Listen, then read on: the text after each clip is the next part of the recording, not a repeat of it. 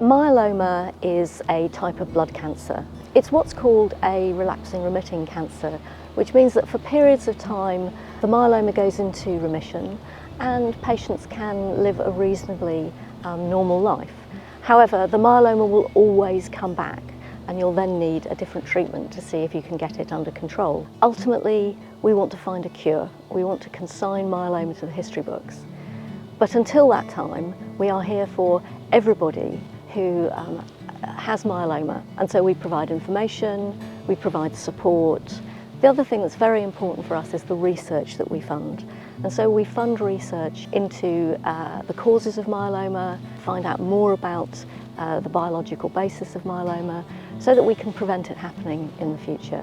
When you're diagnosed with the condition, there's a lot goes on in your head, and you could want to forward think about the what ifs, whereas gardening is very grounding.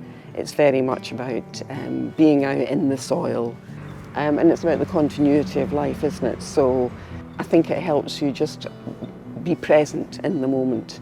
So the design is a very specific response to a patient who was diagnosed with myeloma. It's a beautiful bounty of foliage and flowers, of textures, of a hierarchy of canopies to form a delicate woodland garden through which you're able to process with a curvilinear path which allows you different views into a landscape which is emergent. This was a garden which was really about creating a platform within which the individual felt comfortable. They were on a very personal passage through the garden. And it was about enveloping and surrounding, giving that sense of comfort.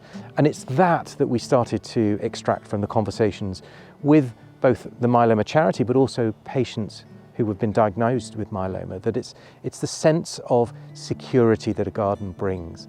I feel great peace and joy. The time just really passes really very quickly. There's always something to do in a garden, and you're creating those little spaces in different parts of the garden that mean something to you. But when I'm out there, the time just drifts. In designing the garden, I very much wanted it to be a garden of two parts, not two equal parts.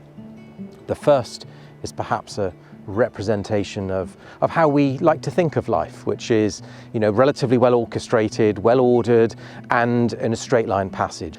But with something like a diagnosis of myeloma, we're suddenly knocked slightly off course or sent in a direction we hadn't anticipated. So there's a slip path through this formal border into a different space, the majority space, and that's the dappled shade woodland garden, the sort of perennial spring. Life is not linear. Things always happen. So I suppose that's, for us, it's just we've had to deal with an illness, but other people have other things. So I think it's just about changing the horizons so that the life you thought you were going to have is just different. But I don't feel it's any less than.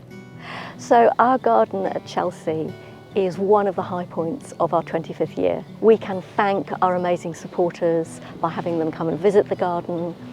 It's an opportunity also for us to thank all the amazing doctors and nurses who support our patients and who also support us as an organisation.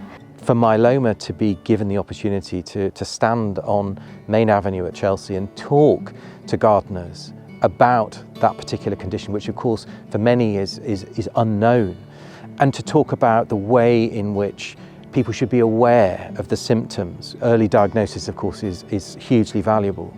But beyond that, there's then an opportunity for people to become much more physically engaged. So to have the clinicians and those that are diagnosed standing on the garden, telling others about their experience. And then beyond that, the plants that are grown and find themselves exhibited at Chelsea go on to a sale where people can buy the plants, all of the money going back to support the myeloma charity.